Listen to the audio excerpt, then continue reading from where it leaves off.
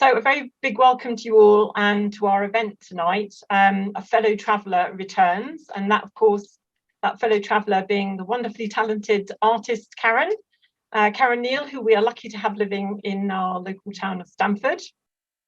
And I'll come back to Karen shortly, and she'll introduce herself in a bit more detail.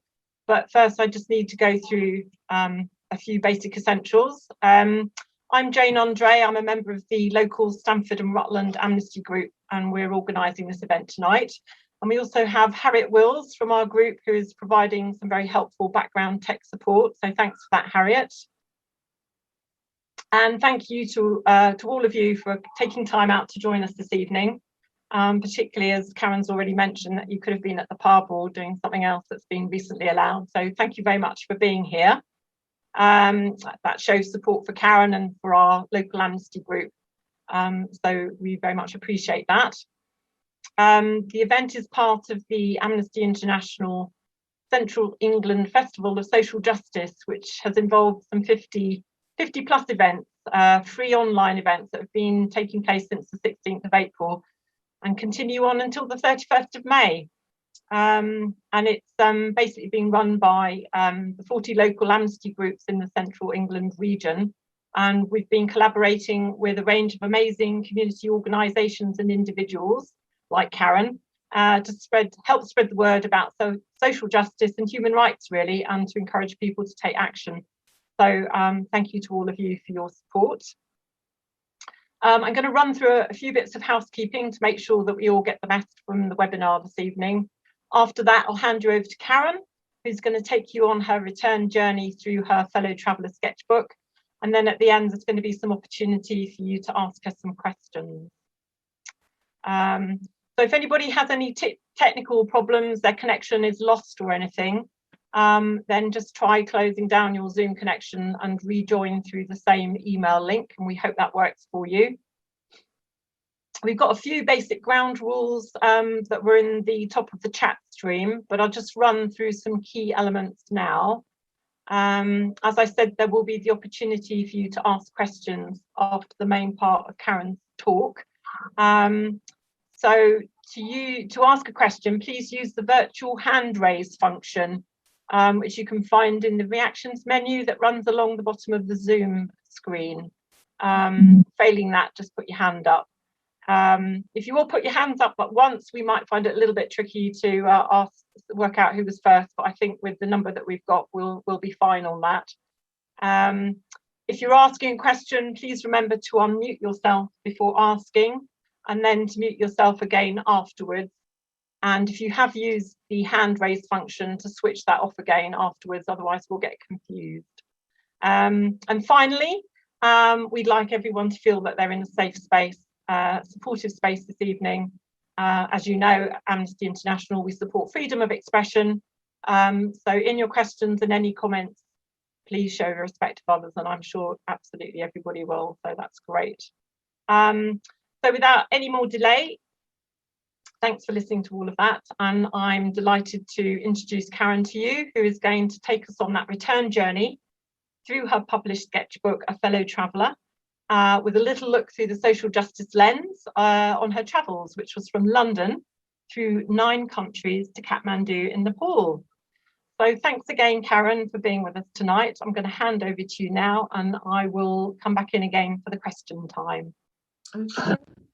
Well, thank you ever so much for asking me along to do this little chat tonight. And yeah, so as you probably guessed, my name is Karen Neale, and my passion is just sketching and painting the world around me. I've just put a few, just quickly tonight, I thought, so that you weren't looking at a blank wall. There are a couple of my canvases of my journey, and so that's what I do. I just draw with a big biro in my little sketchbook. I've just got another, that was the last one I did before lockdown, and I just love painting the world around me, and it's always been a great passport to talking to people and everything. So anyway, and the whole reason was in 2000, I should also say that I trained, studied and worked as an architect But so I'm not actually, I didn't go and study art, but in 2000, I just suddenly thought, I felt like I could do something with my sketchbooks and sketchbook diaries. And anyway, I applied for a travelling fellowship, a Winston Churchill Memorial Trust travelling fellowship, and I can totally recommend it to anyone in almost any subject. So really do go and look it up. I think there will be in the follow-up email after this event a link to that. So even with your work in Amnesty, it may be linked. There's all sorts of subjects there, and I think the only qualification you need is to be a British citizen and over the age of 16. So you can be in your 90s, you can be nothing work related, it might be about some passion you have, and it's all about something that's for the betterment or improvement and well-being of society and the world at large. So anyway, I applied for this fellowship, and I was interviewed by you only find out who's interviewing you 3 minutes beforehand. The three on the panel were Sir Roger Bannister, the late Sir Roger Bannister, who broke the first 4 minutes mile, yeah. And then Sir Terence English, who did the first heart and lung transplant here in the UK. And the wonderful Nick Danziger, who's written the foreword of the book, who's a very inspirational travel photojournalist and has done a lot of things for, I'm sure, with Amnesty too. So I wanted to go in and ask them loads of questions, not the other way around, you know, on the interview. I wanted to sort of see what they were all doing and ask them about everything. Anyway, so I was lucky enough to be awarded this fellowship. And then a few years later, and I just wanted to show you, I did publish the book of my journey. And this is not a big plug, but just to say, if anyone does buy one of the books, it's £15. The £5 will go to Amnesty. So there you go. So that's something. Anyway, there's the book. When I was asked to do this, and as you can probably guess, I am a bit nervous about this. And I was thinking, oh no, you know, what is the connection, you know, with how am I going to link it all in? You know, it's all about my journey and traveling, you know, and Amnesty does, you know, I'm not a top human rights lawyer. I can't speak about specific things.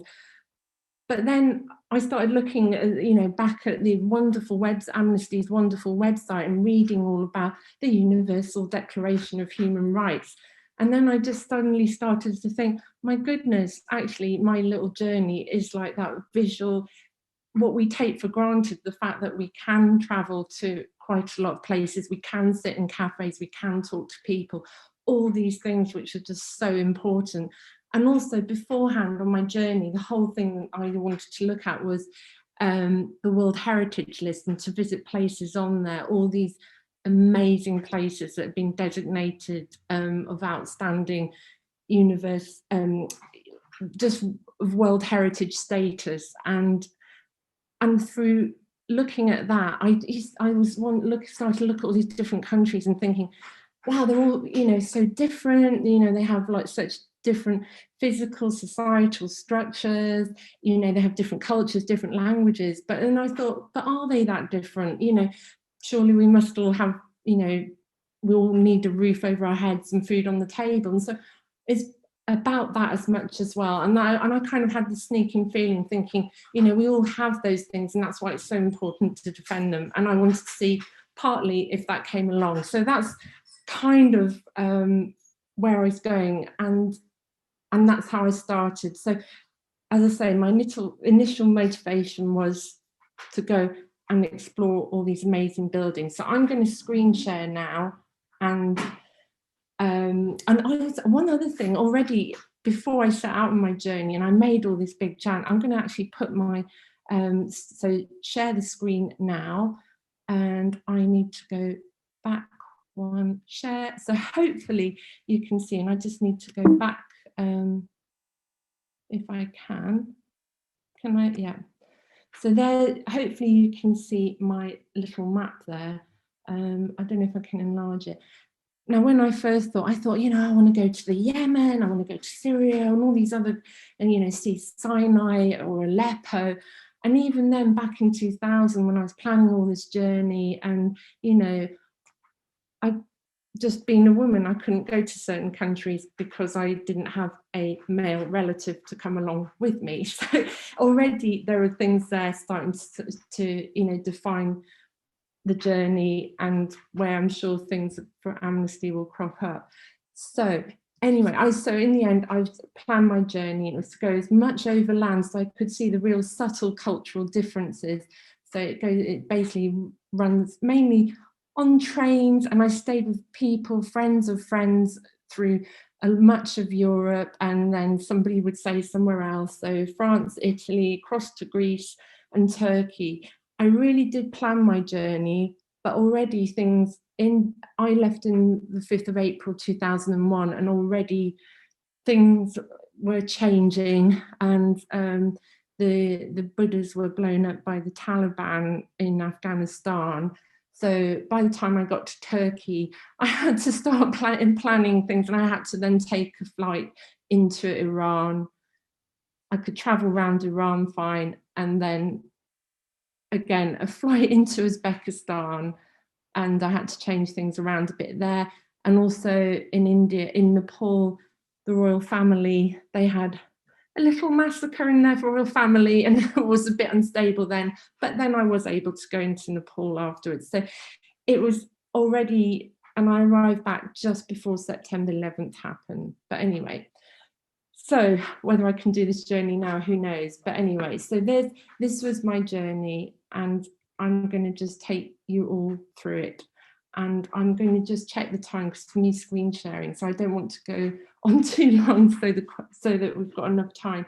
So just like the weather today and how it's been, the first 3 weeks of my journey was just rain, rain, rain, and hails and gales and everything. And I thought, wow, this is going to be a challenge. So, but just arriving in Paris, they had a train strike. So it was just like being home from home, really. There was not much difference, all the usual things to contend with. And this was in the Pantheon in Paris, and it was the beautiful sort of like university district there.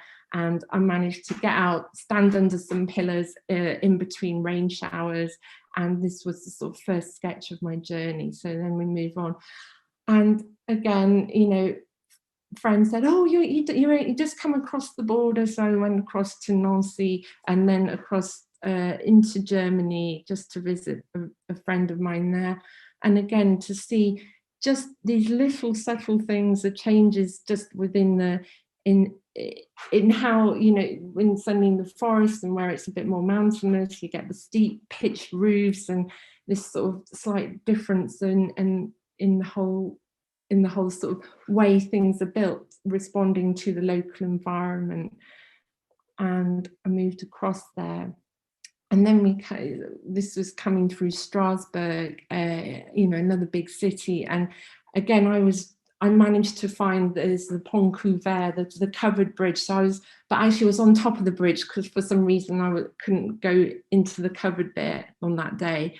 And to look into and just start to see in between the rain showers, just what these amazing places and how history builds up. And this was the 13th century bridge towers going across the city and how they stay there. And just, it's a beautiful, beautiful city. So, and again, for me, just having schoolgirl French, it just helped a lot. And I know there are at least 2 French speakers in the audience, and so French nationals. So, and it was by making that little effort, you know, I was having quite interesting conversations, and yeah, it was really nice to be able to do that. Finally, it stopped raining a bit when I got as far down to Avignon. And amazing, but the wind was even stronger than it is. I'm just looking out the window now, it's even stronger then. And it was just, so this was that famous song Sur le Pont d'Avignon. And so it's just to look at this history, and amazing it's still there. And again, all the connections there. It starts here, you know, you're getting towards Italy because it's the papal palaces here, and they still all remain there. And because of all this great input from all the papal papacy being there, it's you know, it's an amazing city still, and it's all still there, very present. And so it's a really healthy tourist trade though now there. But so the wind there, I had to just take myself away there and to sort of draw this beautiful view. So, and again, I then carried on down on the train in between train driver strikes and made my way down to Carcassonne, which is again another amazingly fortified city. And just because of a man called Viollet-le-Duc, I'm awful pronunciation, apologies to all French speakers there in the audience. It's through his prophetic efforts, and there's, I think it was Edward de Ladier, I can't remember, another citizen of Carcassonne. They saved this place really. So I hope everyone who makes a living now from this stunning, stunning city appreciate just what they did, because there were great plans to raise this whole place to the ground and build a whole new thing. And so this was just so fabulous. It's such a stunning city. I arrived there, it was hailing and 3 degrees, but it did then stop, so I could just get this beautiful drawing done. And then, as you can see, as we're heading south, and then I got across into Italy. Now in Italy, I was so fortunate. I knew about 2 Italian friends who seemed to know the whole of Italy, or then they had extended family, and they just, oh yeah, you're going there, you go and stay with our friends here. And also just with my sketchbook is like, it's like a little passport, because I'm not hiding behind a camera, so everyone can see what I'm doing, and people would just come and start talking to you. So someone said, oh, you know, you're drawing, you know, oh, my brother's bakery shop, or you know, oh, that's where so and so used to live. It's a really wonderful way to engage with people there and to be in a space for a few hours. And this one is from, in case you haven't, if you've got vertigo, this is not probably the best one to look at. This is from, and I don't know if you'd be allowed it to go there now, the top of Milan Cathedral. I couldn't believe it. The people could, I was sat next to these Italians just with their cappuccinos and on their mobile phones chatting away on the top of this cathedral with all these stone saints and all this beautiful filigree tracery around there, just gazing down into this amazing square. And it's just, you talk to all sorts of different people, and it's just such an enabling you to go and do all these wonderful views. And of course, there's loads more. I should have said, I'm showing you about 40 of my sketches. I did about 104 or 5, I think. So in my 2 sketchbooks, they're all in bits now because I had to take them apart for the book. So I've just shown you selections. So I've missed a fair bit of Italy out, but this was obviously St. Mark's Square, and like Venice was, again, you suddenly start to just see things start to change as sort of on, you know, as part of on the Silk Route, the one end of it, and everything starting just to change a bit more, a few other influences sort of in just the whole way it is, and the sky's getting more blue, more really kind of rich Mediterranean colours now. And it was amazing to walk through all these dense alleyways and across bridges and see just a lot of the history there as well.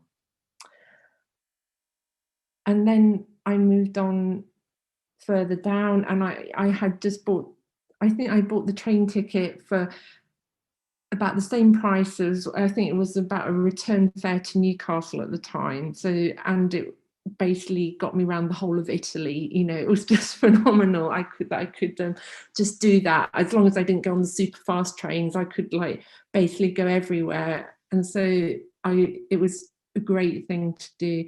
And this is obviously how here, Luca, hopefully you can see that this is built on the old amphitheatre. So it's just absolutely a wonderful place. It sort of just says be communal, be there all together. everyone, it was so nice to sit there. And once when I was drawing again, somebody would say to me, oh, you must go to another place up here, and took me to lots of other places where you could sit and draw. And it's just so, I feel so lucky to be able to do that. And by just sitting there, you really see how people interact, how vibrant a place it is. It's an extraordinary place. Anyway, Lucca was lovely, really loved it. And then I moved on to Florence, or Firenze, and wow, for any art fans, clearly it's kind of overwhelming in a sort of art history sense. So with like Brunelleschi's dome, and with the doors of Ghiberti, and all of this. So again, this was done from the rooftop of one of the hotels in a sort of not quite such a touristy area in the San Lorenzo, where it's all the big markets. That's one thing I love going, when you go and draw in the markets. I haven't got many of those here, but in some of my other sketchbooks, just drawing like the fruit and veg and being there, you get to meet, you know, the people who are there every day, and then they say, oh yeah, this is a really good place, and have you been to this one here? So it's beautiful. And this shows how people don't change that much. So this is like the medieval version of Manhattan. You know, everyone in the Middle Ages, everyone was still building who can build the biggest tower. So it's not like a new concept, who can build the tallest skyscraper. They were doing it in the 13th and 14th century. And there were, I think there was something up to about 70 of these in San Gimignano. And now there are about, I think there are about 12, 13 left now. And so this was from Torre Grossa, the tallest one on the thing. So again, and I stayed with a friend there who again pointed me into all sorts of other places to go to. And again, coming through Siena, I got lost around Siena. You go up one way and then you come down the other way. But I eventually got to the square, into the famous one. But then I didn't get trampled under the horses. That's where they have their famous horse race. But I didn't this time get trampled on.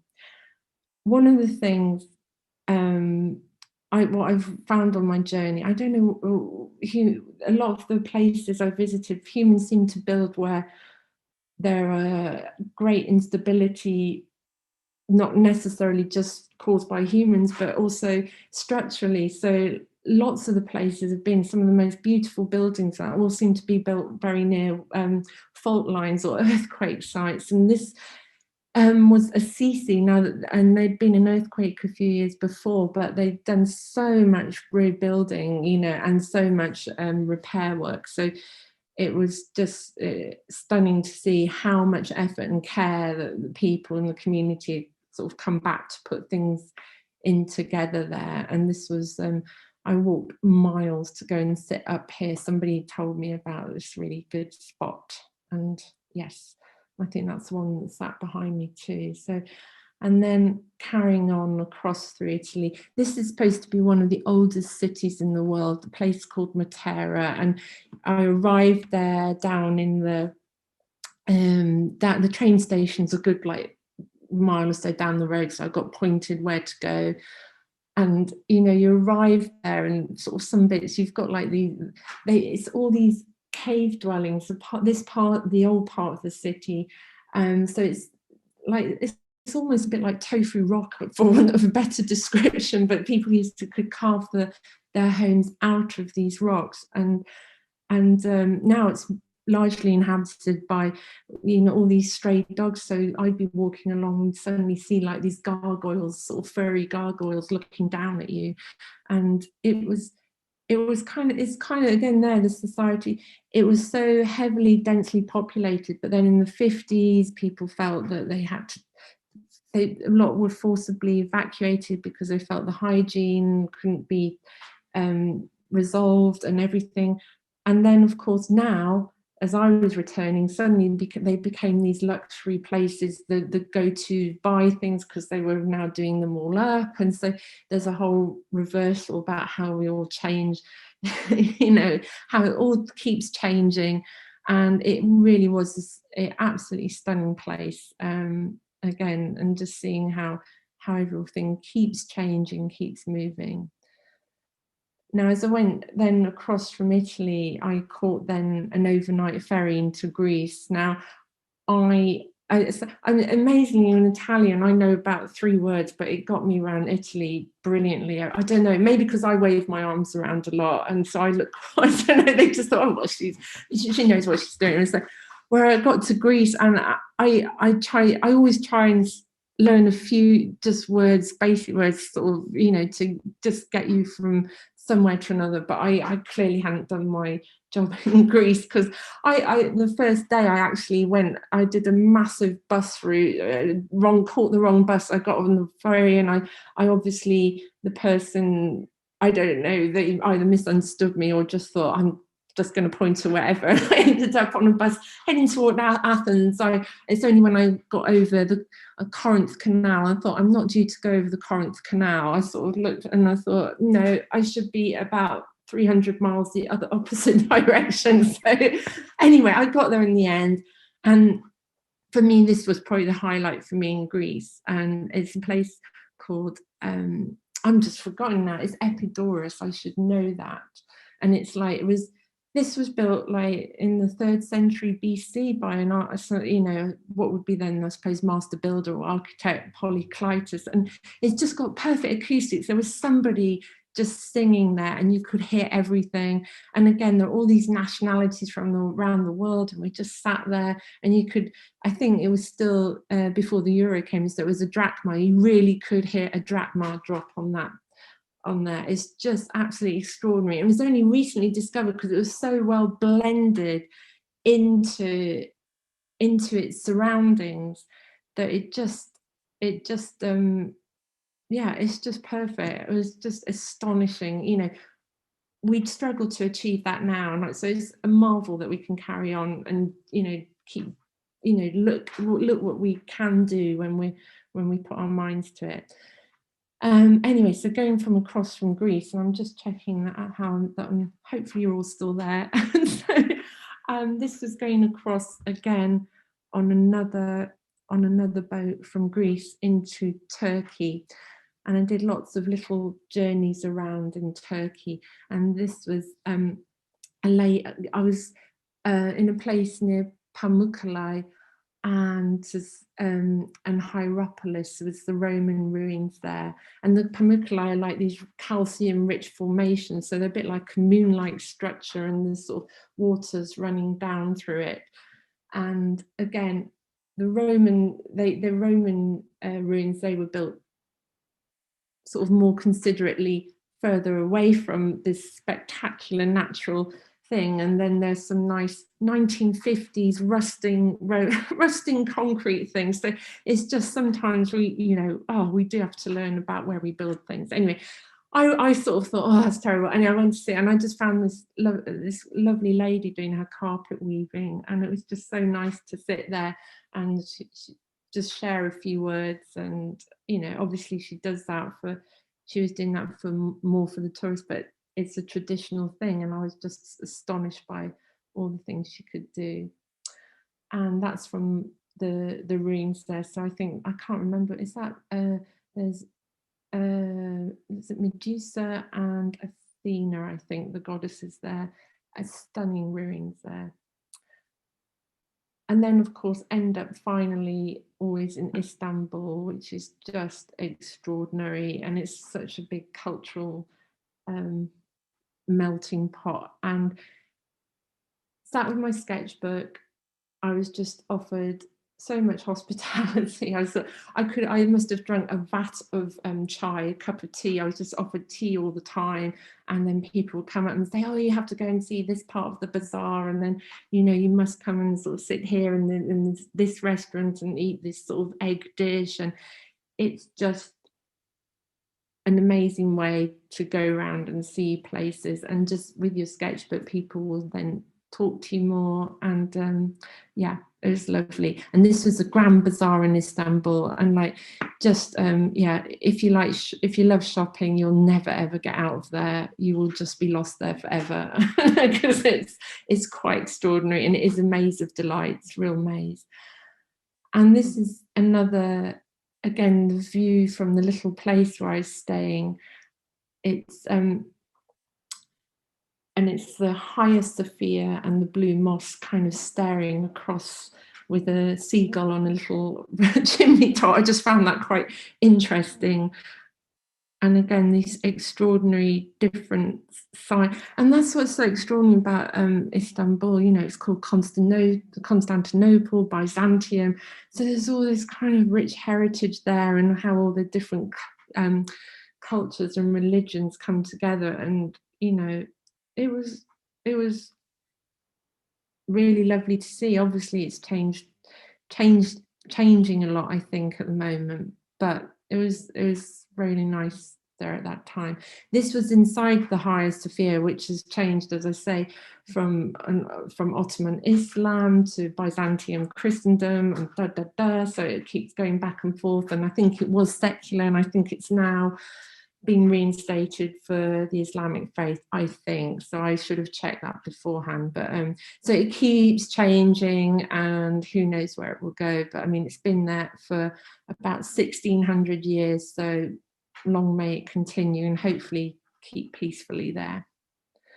And I just had to visit, there was another, the Spice Bazaar. I think there was something, somebody said, oh, you know, it's just, this was all the apothecary, and yes, all lots of interesting herbs and spices there.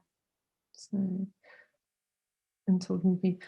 And then, of course, like from Istanbul, then I went into Iran. Now, this is the one thing I had organized beforehand. Because I am 6 foot tall, I thought maybe, just maybe, it might be good just to have a not so little black dress made for me. I had a very long black dress, sort of from neck down, and then with my Dr. Martin boots. And that was such a good thing to have done, because when I first got into Tehran in the bazaar, it was like everything was made for if you're 5'2". So I'm so glad I did that. So it made such a difference. And I was so surprised. Iran was a country I thought, oh my goodness, you know, how will it be? And I was treated, I think maybe by having made the effort of wearing that, I was treated with so much kindness and respect. And I was really nervous about going drawing first, because I just completed my other sketchbook, and I was aware that, you know, you're not supposed to draw representations of humans and sort of other forms of life. So I thought, oh, will I be allowed to draw inside here? And, you know, when I first went out there into the mosque, it's the Friday mosque in Kerman. I think it's called the James Mosque as well. And I sat in there and I started sketching, and I was a bit nervous.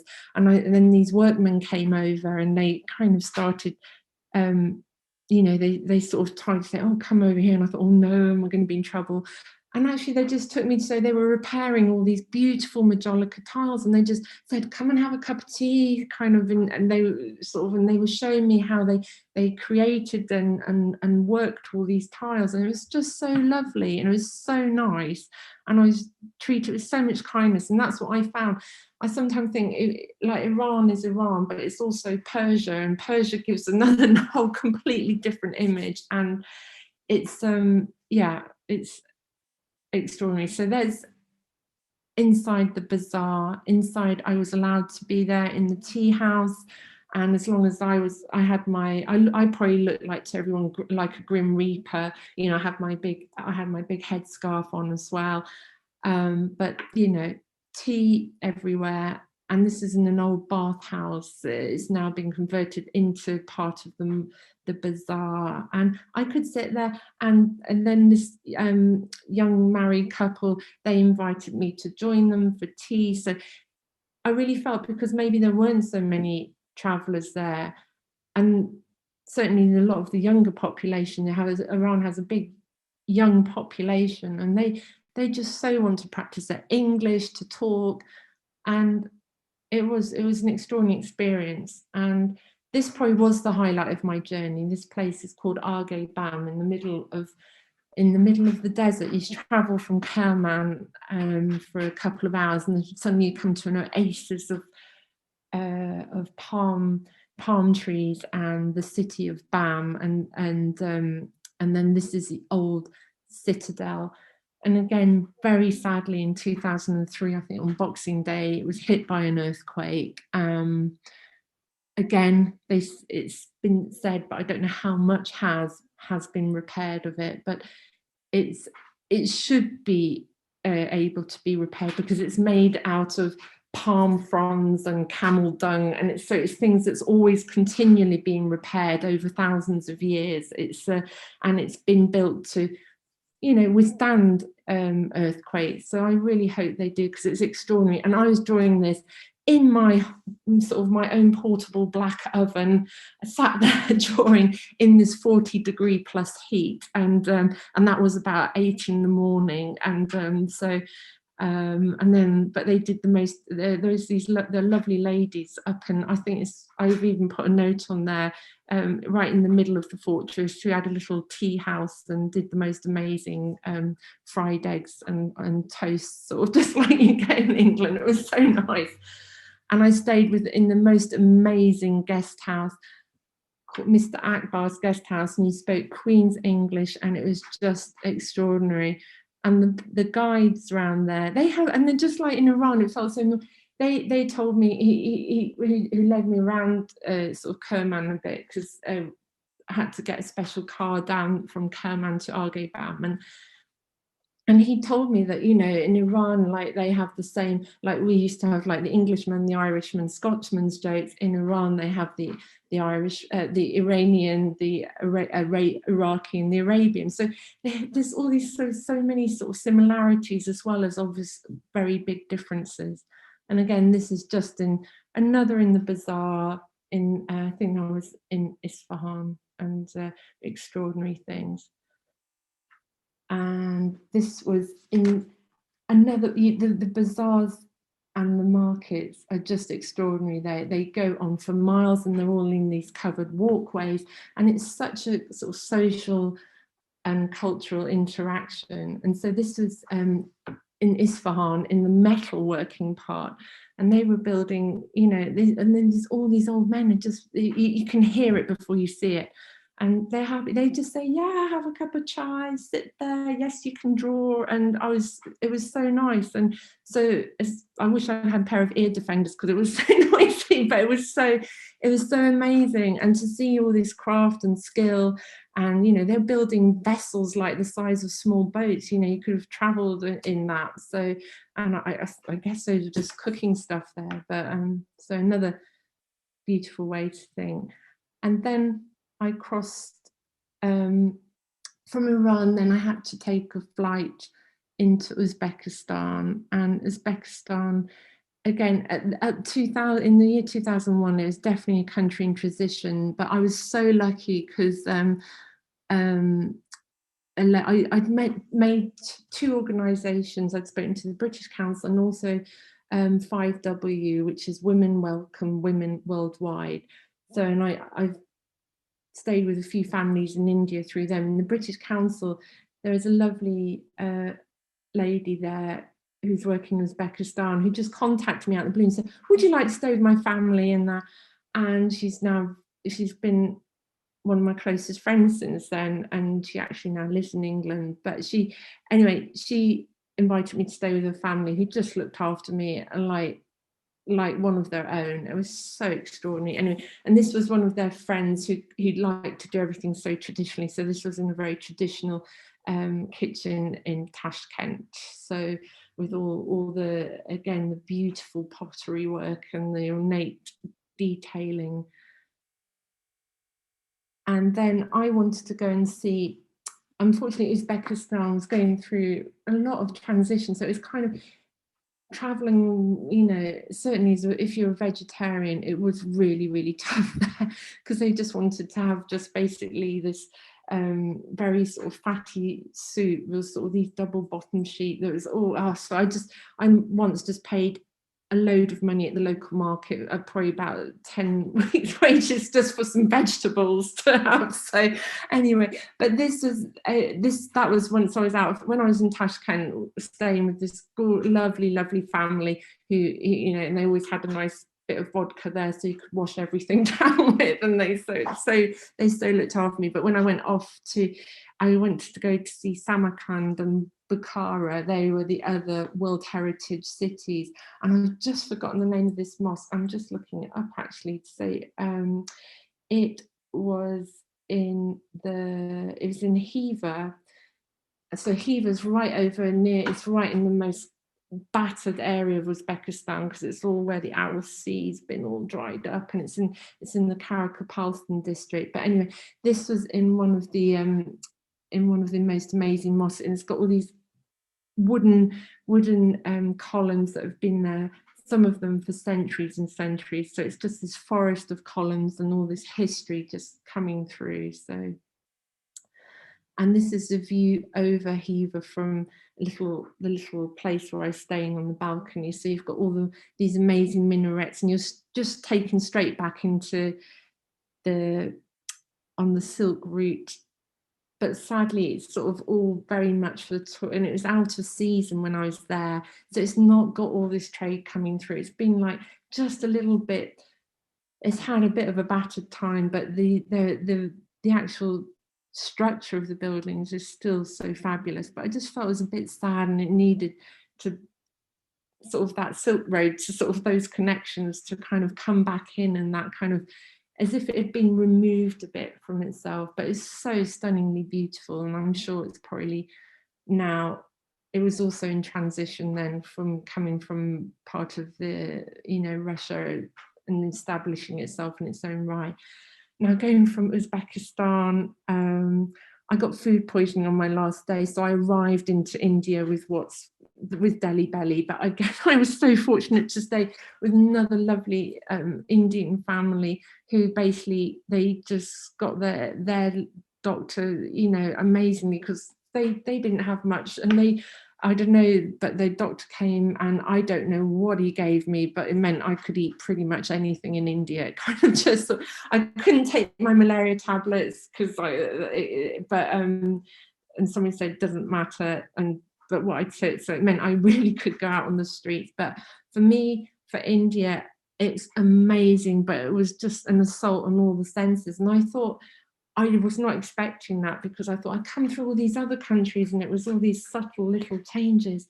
And then suddenly I'm in India, and I was just woof, like this massive tidal wave of like, it's this karma chaos, like oil and water, and all the different caste systems, and they all live absolute cheek by jowl. And so you have abject poverty next to total and utter wealth that I've never seen. And it's just a whole very, very different way, and I found it overwhelming. I nearly came back, because I also, for the first time, was not just somebody observing and people really just sort of coming and having a chat. People were queuing up to be seen with tall English lady, and I felt very, very uncomfortable, and sense of space there, and of course in India it's having terrible times at the moment. It is spatial, it's a whole different concept there, and that was for me, having people right in front of your face, and I felt uncomfortable. And I was straight away on the street to get a shalwar kameez made and as much and blend in, but sometimes you just can't. And so I tried to really hide myself away a bit in India. I remember emailing, because I just got my email account, it was all 2001, so it doesn't seem like ages ago, but I'd only just got a mobile phone for that to go traveling. And suddenly, and I emailed my friend who's sort of has done a lot of traveling and works in the industry, and she said, Karen, well, don't go to Varanasi, don't go there, just go to a place called Udaipur. So after this is in Jodhpur, in the Mehranga fort. So I braved it up there before then going on to Udaipur, and I mean it's so beautiful and all the colours, but I really struggled because to hear all the way, I've got to say, I did feel it hard work as a woman traveling in India on my own, even and I fortunately met a couple of teachers, and she's taller than her partner, and she was saying to me, oh, it's so annoying because everyone just wants to talk to Bill and they push me aside. And I thought, great, can I just come out with you guys for a bit? I just want to be ignored. That's terrible, isn't it? So I went out with them sometimes, and that was just while I was there in Jodhpur. And I mean, it's a stunningly beautiful city, but there's a lot of, I was up here where there are all the Sati handprints in here, which is, oh, it's so sad, and it doesn't even bear thinking about, but it's extraordinarily beautiful buildings though. And I'm not showing you the one of Taj Mahal, because Taj Mahal, I when I heard the story that it's somebody that the Maharaja had cut, I don't know if it's true, but some people said it probably was, that because it was built to such perfection that the hands of the craftsmen, they either had a finger or a hand amputated. And I thought, that's not a sign of love. And as I was escaping from all the big sort of the chaos of all the cities, and to go to a place called Udaipur, and I'm not far now, so Udaipur, somebody told me about this beautiful giant temple in Ranakpur, and it's like, it was just so stunning, and I could only stay there for about an hour, so I just scribbled, and it's extraordinary. So sometimes beauty's just sort of somewhere, in all sorts of places, and it's such a pleasure to do that. I also visited another tailor when I got into Udaipur. This one, he wasn't on the street. He was actually in his own little shop, and he was sort of making another pair of trousers and shalwar kameez for me, everything, and doing a few other repairs. Just to draw the people there, it's just extraordinary. And then this one's from the top of where I was staying, looking across. I don't know if it's just because it's built on a lake, so it just makes everything a lot more peaceful and quiet. And it just gave me a chance to, in between all the monsoons, and see, although it's so hard because right down below me there, the boys swimming, but all the women there, and I think there's one coming up doing all the washing, and what you see out on the streets is hard. It's really hard for so many people, but there's this beauty and looking across on the islands. I mean, I think there's the Lake Palace Hotel, which I think very few people could ever afford to go there in the middle of the lake, and then there's Jagmandir Island in the distance there as well. So anyway, it's just to see and capture that, and then a minute there's another view of that looking from the other way. This again exceeds all safety and risk assessed crowd capacity, what you'd have in a European football. This was Krishna's birthday, and oh my God, that was just so I was like, everyone was just like, I just thought, can it get any more crowded? And it's about all these teams, and they're all competing. I don't know if my cursor shows up, but there's a little ball there under the pigeons where these pyramids of each team are standing on top of each other, try to get the booty, and sort of, it's a bit like a piñata, I suppose, to get all this pot of money. And I mean, I'm surprised nobody was massively injured there, but eventually one team did get it. It was not too many broken arms, I don't think, but wow, that was extraordinary. The just what, different places, what crowd density is. I really wish I'd been one of the pigeons, because they had a lot more space than all the humans did. This was then for a view. This is just like the weather today. No, actually it's far worse there, because it was really monsoon. Dry roads turn into rivers in seconds. In the little tuk-tuk car, it was dry, and by the time 5 minutes later, it had already swept across the floor of the van. The water just came through. But this is where I got the little boat across and just sat there, and I asked them if I could stay. They were looking for the English lady to go back, and I said, well, can I go back on the next one to stay here? So I was left in peace. I had and just drew, and it was just beautiful to appreciate the peace, but away from all that karma, chaos and intensity.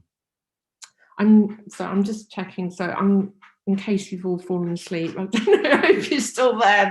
This is the thing, when you're in the room with everyone, you know if everyone's okay, or if they've just, or if they're not on the mobile phones or gone off down the pub. But anyway, I'm nearly there. So I'm just about to leave India, but here, the nice guy in the paper shop there, I bought some little books, and he said, yeah, you sit here. And so I could just draw, like, you know, the sacred cows going by, visiting their relatives, and the elephant coming through, and the donkey. It's just, you know, it is just this wave of everything all coming through, and it's extraordinary.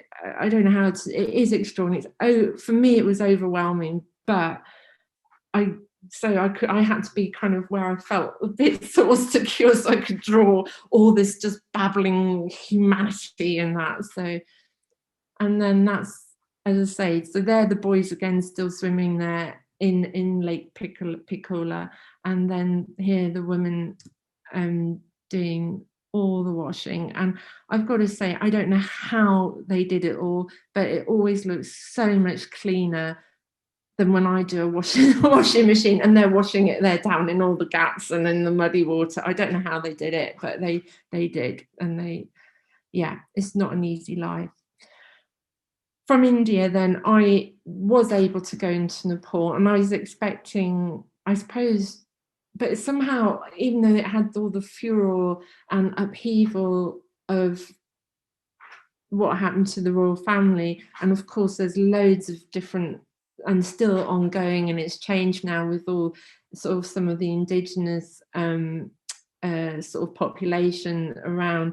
So there's a load of stuff, but there's such the most gentle, peaceful people to come across, as certainly as a foreigner. And it was such a relief from India, where it was so intense and everyone trying to hassle. And in Nepal, it was just beautiful. And this, again, this was on another earthquake happened here, and this, for me, this was the most extraordinary. Architecturally, it is extraordinary, because it's like all these buildings, you know, they just come in, and there's all these chowks, and there's these like all these different sort of shrines and temples, and they all kind of seem to just wander in, and then with all the monkeys, and again the sacred cows, and it's just like this otherworldliness. And it's extraordinary. You've got all these like internet sign here, with the washing lines hanging across from these medieval stupas and just sort of columns, and it's just exquisite. And I must say, I remember this one because I was sat there drawing and discreetly, and I suddenly could hear these sort of things being thrown down from the roof opposite. And it turned out there was a monkey sat there on top of the roof. The mosquitoes were eating me. The monkey was throwing all the roof tiles down on whoever he didn't like the look of. So the monkeys in Nepal, absolutely extraordinary. And this was from the 9th floor of the Royal Palace, looking over. Just amazing, all the prayer bells.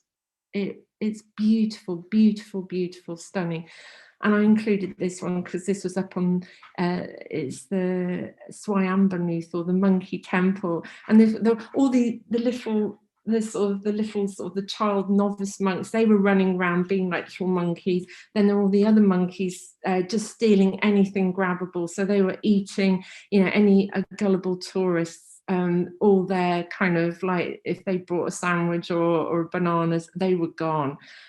I just thought, oh, I don't know if I dare sit and draw here. So it's not like my best drawing, but and I don't know if it was the head monkey or the king. He just came and he sat next to me. I really did. And I just thought, maybe, you know, I just looked at him, he looked at me, and he thought, yeah, okay, you're doing art. Okay, we'll let that go then. And I felt it was just an extraordinary privilege. And I wish I'd had more time there because it was amazing. And time was running out, a bit like now. I was there at the end, and I never got to something. I had to go back, or I had to sign for the flight. I did a flight ticket, or to get back into it. I don't know what it was, but I had to go, and I just come across this chat, and there's this little Renaissance figure like under this sort of like umbrella, and then she's there with all these other exquisite things, and I would love to go back and draw there. Is just all happening there, just this total liveliness. And I'm going to kind of finish on this one. So I never even got to paint it, and this is in Bhaktapur, the third city, and you know, I sat there in the cafe, there's everything going on. I think I'm going to leave it there because I'm going to, but all to say, so just, I'm going to come back and stop. I'll stop sharing, see if anyone's still there. Hopefully you are. And just to say, just to sum up and say, Amnesty's, the Universal Declaration of Human Rights, is so important because it enables us to go. We need to be, it's all these things we take for granted and all the things we need to keep fighting for, and just I hope that that's like a little visual thing, because when I came back it just reinforced what I always felt, that you know, we see things on the telly but we're all essentially, we all have that same need, that same, you know, we all want to have food on the table, a roof over our head, to feel somewhere that was safe, in a peaceful setting with our friends and family. And I've felt that everywhere I went, and I've stayed with people and families. And I think that's why Amnesty and so many other similar organisations, that's why we have to keep existing, never take anything for granted. And I hope, I'm going to stop now. Sorry. So I hope I haven't gone on too long and that made any sort of sense. So yeah, that's it. Over to someone else. That's brilliant, Karen. Thank you very much. Thank you so much. Yeah, fabulous. It's lovely to have heard your all your little anecdotes to go with your pictures, and I think it's all the more poignant now because with all the travel restrictions we have, we all dream of being able to visit these places again, and it's really lovely. You brought back the sort of atmospheres of some of the places and your enthusiasm for all the, you know, all their differences and things. Yeah, and it's so I mean, there's loads of things I've forgotten or tried to say, and I just, all my brain, I know, and because I've gone over so many things, and I just thought, I just have to speak, you know, I could have rambled on for ages more, but you know, they were just amazing, and I was just given so much kindness and hospitality, you know, and I think that's, you know, and I really feel, because a lot of things have changed, and as I was speaking about one or two, I still feel a bit emotional because I know some of those things aren't there, or some of the people who've been there and have been through quite a lot. So, you know, that's why we all have to keep going, and what you all do there for Amnesty is really good. So anyway, so yeah, thank you, Karen. Thank you. So has anybody got any questions? So if you can use the hand raise function if you've got any questions you'd like to ask Karen or anything else. Read now. I'm looking, I'm scanning. Oh, well, I think I saw one go up for Anne and Jean-Jacques. There's Yvette, Debbie, and Jean-Jacques. So yeah. I've got Yvette at the top corner, Yvette and Jorge. So shall I go? What's your, go on, unmute yourself, ask me something.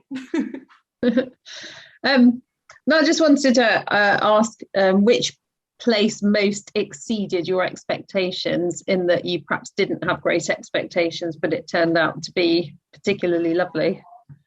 I think the two places, I mean, I've got to say everywhere is pretty amazing. But obviously Arge Bam, the one that's on the front cover, well, here's in my original sketchbook, which is still hopefully not falling apart. That was truly astonishing, because it was like, you know, you're going across the desert like in film, and then suddenly it's there, and that was extraordinary. And then also, but in Nepal, in Kathmandu, because just architecturally, and all these different buildings and the way everything interacted with each other, and just very, very delicate things, and the way things became taken in. So as I say, like this Renaissance statue was in there, and she just, yeah, you know, we'll just integrate her in with the rest of the Buddhas, and like, you know, it's just so beautiful. So those, I think those probably, but then if I start thinking about it, there'll probably be a load of others, and I'll think afterwards, oh yeah, and there's that one. But yeah, they just about maybe just there, yeah. Thank you. Oh, thank you. There was some. Did anyone else still want to ask anything after that? I was going to. Yeah. Oh, Debbie, you okay. I was just going to say, well, first of all, thank you, really, because as Jane has said, it was so magical to be traveling virtually. When, as Jane said, we're also starved of that. I just felt quite emotional seeing those places that you brought to life so beautifully in your illustrations, and it was totally magical. So thank you.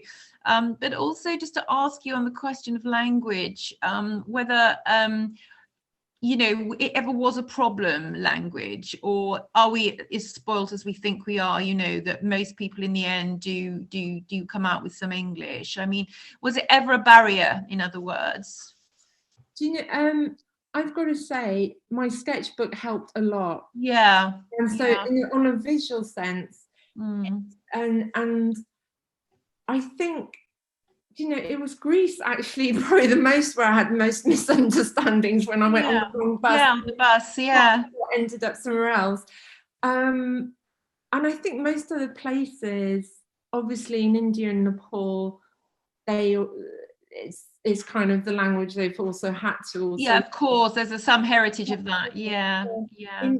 In Iran, probably a little bit, but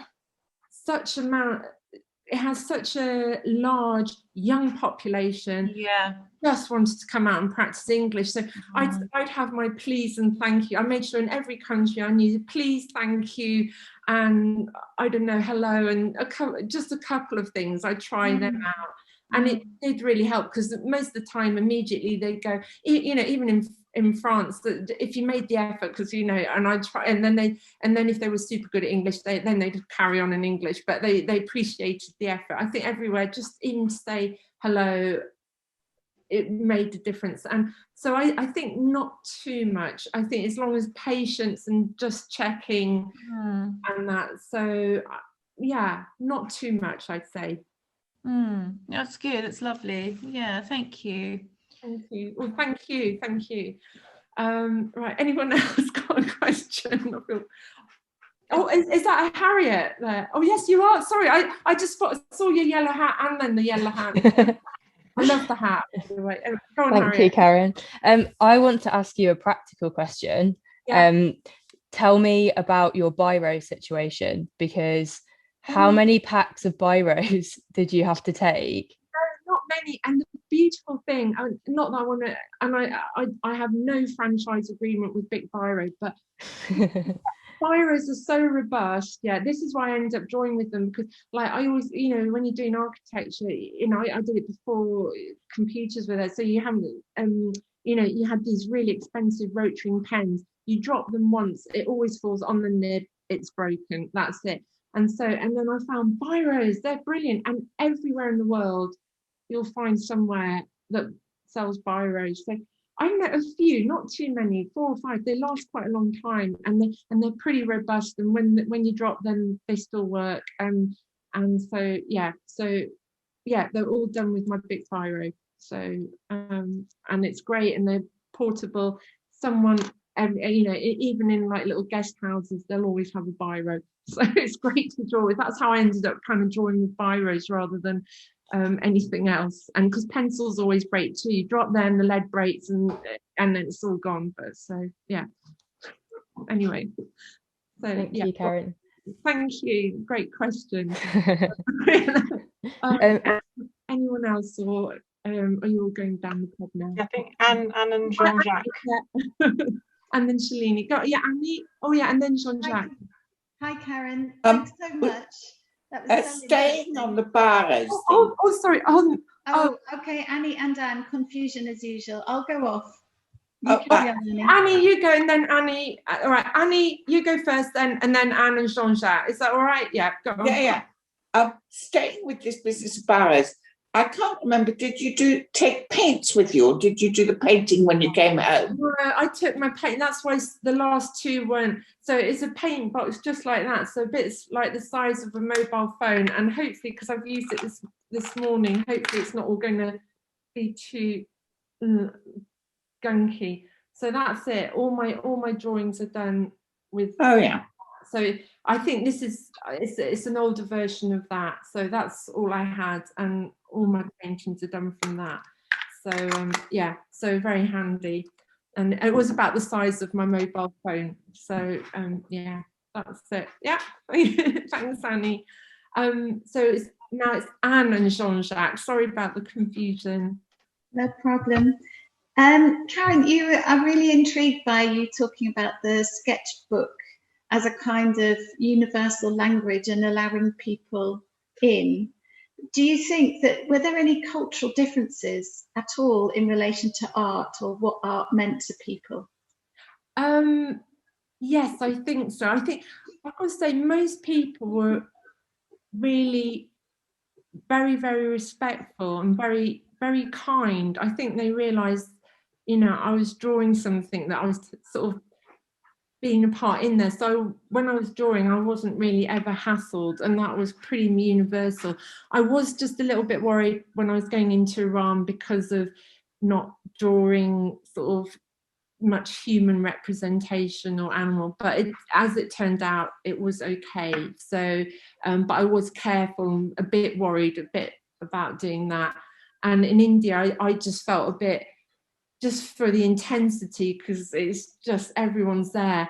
And like at the Taj Mahal, rather, there were sort of Indian tourists there who were then wanting to take a photo with like English artists, and I think, no, I don't. I just wanted to go and hide away then. So that's why I kind of retreated myself. Then you try and find, right, I need walls on the side and back sort of. But by the vast majority, I just found, no, it really opened a lot of doors. It really did, because I'm almost sort of vulnerable because I'm not behind the camera, so everyone can see what I'm actually doing. They know what I'm drawing, that I'm not, and so even if they had any concerns, they could see, oh yeah, she's not taking a photo. Say in Iran, there were certain places, one or two places, someone said, oh, maybe you shouldn't go there, that's a ministry or building, but it looked boring anyway, so I wouldn't be going to draw that. So so it was, yeah, a great opener to everything. Great, thank you. Oh, right. Is everyone? Annie's Shalini, I think. Didn't Shalini have a question? Oh, Shalini. Hi. Oh, I didn't actually have a question. I just wanted to say I found it fascinating to listen to someone else's thoughts about all these places, which were foreign to you. Yeah. Speaking from personal experience of being Indian, Yeah. I found it absolutely fascinating and very respectful, the way you were so overwhelmed and you were so, there were things that were just beyond your comfort zone and how you dealt with them. I just thought that was absolutely amazing, the way you spoke about it. So I just wanted to say that, because, having lived in India, I know how crazy it is. Actually, I've got to say, it's all the. This has been really empty. All the countries that begin with I, so Italy, Iran, and India. The most scary things was the driving in those three countries. I've got to say, because like in Italy, everyone's just chatting on their mobile phones, and they just run you over. You just and then in Iran, because half of the population is all in their black dress, and so when it gets a bit dark, if you're crossing back, nipping out to just go and have your evening meal, and they're all driving, chatting to whoever's in the back, and they drive literally cheek by jowl. So again, that was terrifying. And then in India, of course, it's just because everyone's in the road and everybody's scary and driving everywhere. So those were the most scary things for me. But driving experience. I'm definitely, if I go back to India, Shalini, I'm going with you then, because you so. I'll take you. Thank you for your kind words. So brilliant. I don't know, is anyone else? Debbie's still got a hand up, but I think that's just oh Jane, Jane, you've got a hand up. Oh, unmute yourself, Jane. You have to unmute yourself.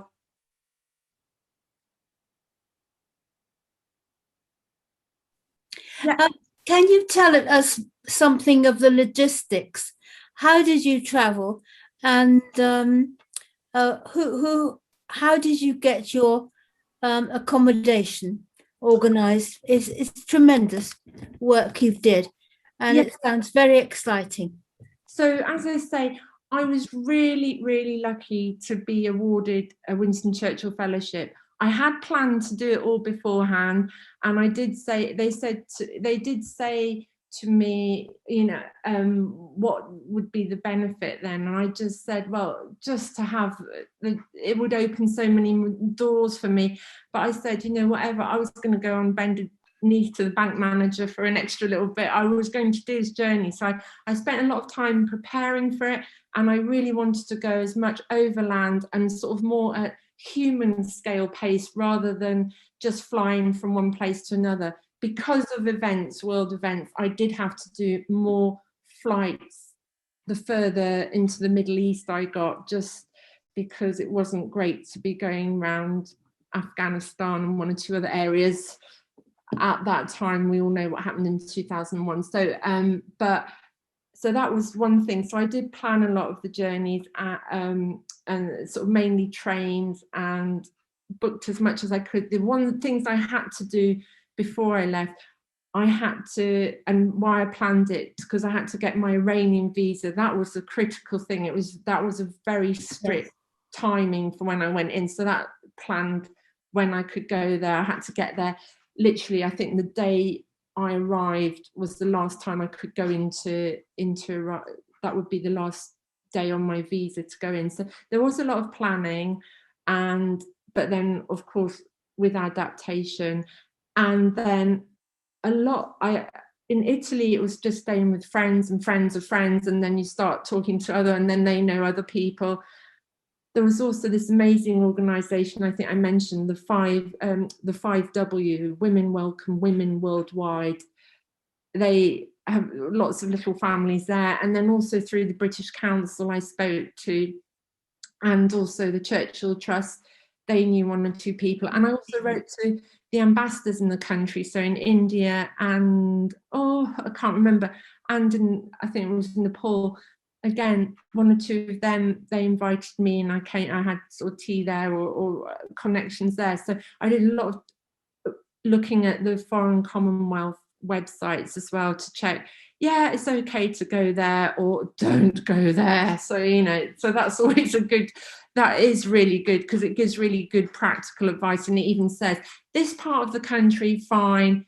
This one, big insurgency, no, or something like that. So so there was a lot of planning, and as again, it was a lot of it not because all online stuff. I mean, we think 2000, 2001, but actually everything was still pretty much in its infancy. So there's a lot of telephone calls, and I still had my Thomas Cook train timetable as well for part of it, and that all got changed. But so where are you going next time? I don't know. Not for a long time. I don't know. I've got no idea, because at the moment I feel anxious just going out the front door sometimes. But anyway, so I don't know, just somewhere local, probably a bit more around. I don't know. There are lots of places I'd still love to visit, but all in good time and that. So I'm not sure yet. When my son's grown up more, then might go off somewhere. I would love to go back to like Nepal but to Tibet, but to go into Tibet really freely, if that makes sense, not being told where I could go. All the countries I went into here, I could go freely there. So as well. So Thank you. Thank you.